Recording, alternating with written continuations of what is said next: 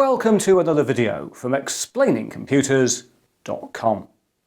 This time I finally got hold of a Raspberry Pi Zero, and so here I'm going to overview the hardware, compare it to other members of the Pi family, and do a quick setup under Raspbian.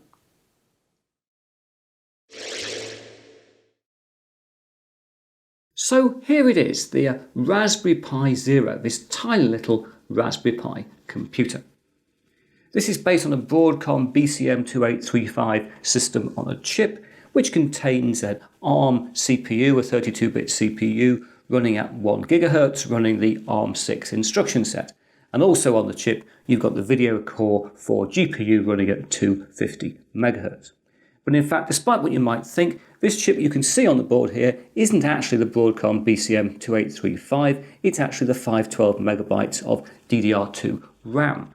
And if we look at the side angle here, you can see, as on some earlier Pis, the RAM is stacked on top of the processor, two chips on top of each other. We also have here the micro SD card slot, which you put your micro SD card in to store your operating system and your programs and data on the board. We've got a mini HDMI socket offering up to a 1080p video at 60 frames a second. And we've got two micro USB connectors, one to connect power to the board and one for connecting USB peripherals.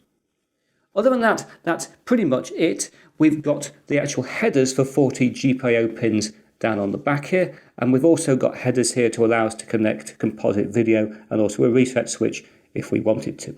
But other than that, that is the Zero. There's no Ethernet connector, there's no Wi-Fi, anything like that on the board. If you want to look underneath, we'll have a look underneath, but as you can see, there's nothing underneath. It just reminds us this is actually the Raspberry Pi Zero. And basically, that's what you get. This is the cut-down computer, the computer which is a fantastic exercise in minimalism, 65 by 30 by 5 millimeters, and you get a real working computer.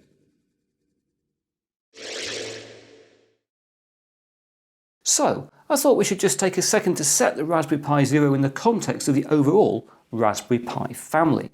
And so here we have in the order of release the Raspberry Pi Model 1B+, the Raspberry Pi 2 Model B, the Raspberry Pi Zero, and the Raspberry Pi 3 Model B. And if nothing else, this shows us just how tiny the Raspberry Pi Zero really is. Now, while the boards here are in their order of release, in terms of Pi evolution, we should really switch them around. And that's because the Raspberry Pi Zero shares a system on a chip, shares its CPU with all the Raspberry Pi 1 models. So both of them have a BCM2835 CPU. It's just that all the Raspberry Pi Model 1s, it run at 700 MHz, whereas in the Raspberry Pi Zero it runs at up to 1 GHz. The Raspberry Pi 2 then has a BCM2836, that's a 900 MHz quad-core processor, and the Raspberry Pi 3 has a BCM2837, that's a quad-core 1.2 GHz processor. So in terms of Pi evolution, the Raspberry Pi Zero is a faster but cut-down version of the Raspberry Pi Model 1, followed in evolutionary terms by the Raspberry Pi 2 and the Raspberry Pi 3.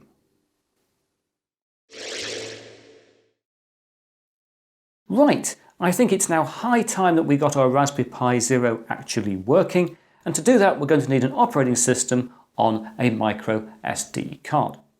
Now, I actually purchased my Raspberry Pi Zero. In fact, I purchased two Raspberry Pi Zeros from Pi and from the Pi Hut, and I purchased them in kits. This kit from Pi and this kit from the Pi Hut. And as you can see, they came with all sorts of accessories, some of which I'll look at in my future Raspberry Pi Zero videos, but they did come in both cases with a Raspberry Pi image on the SD card. So to make this work, all I've got to do is to actually take the Raspberry Pi Zero and to plug in the SD card like that, and it's all raring to go and to be connected up.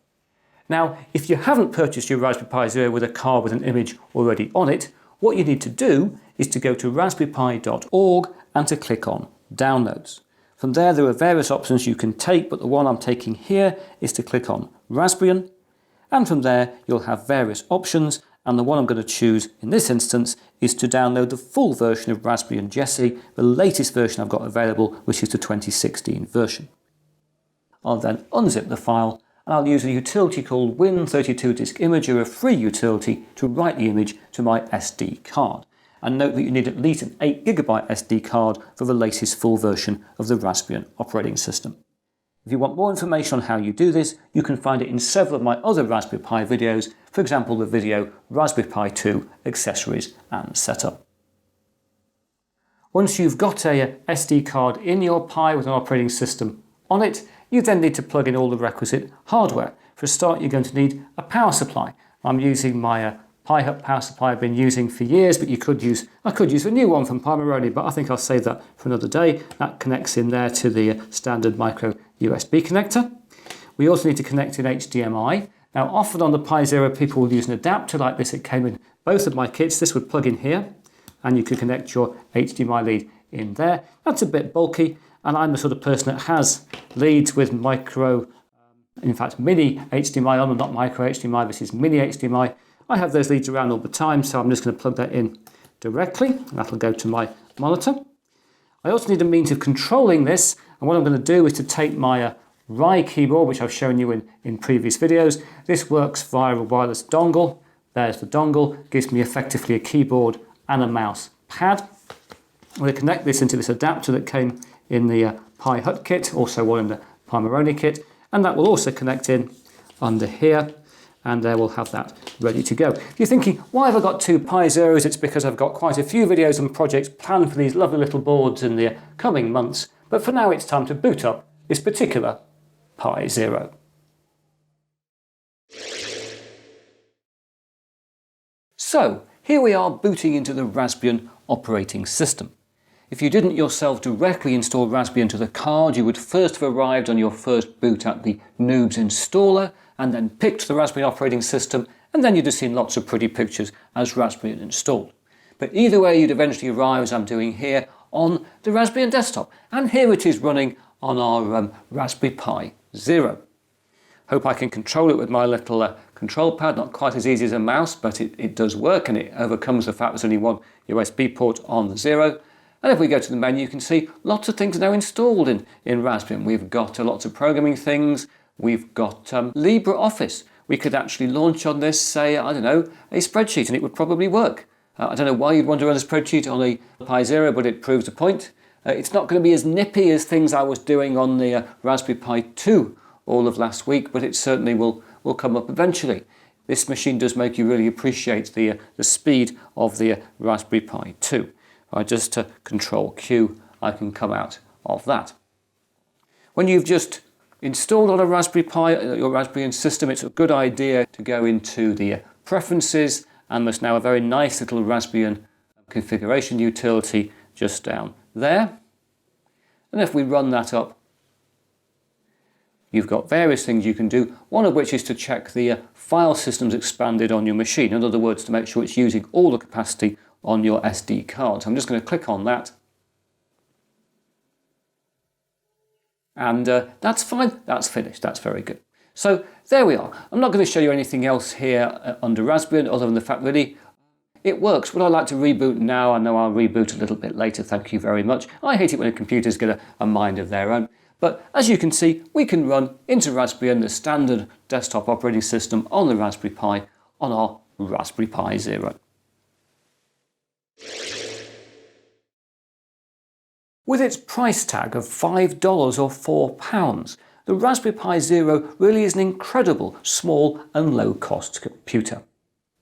Given its lack of connectivity, it's best suited to embedded applications, things like robotics, and for this it really needs some GPIO pins. Hence, in my next Raspberry Pi Zero video, I'll be getting out my soldering iron and adding those to the board.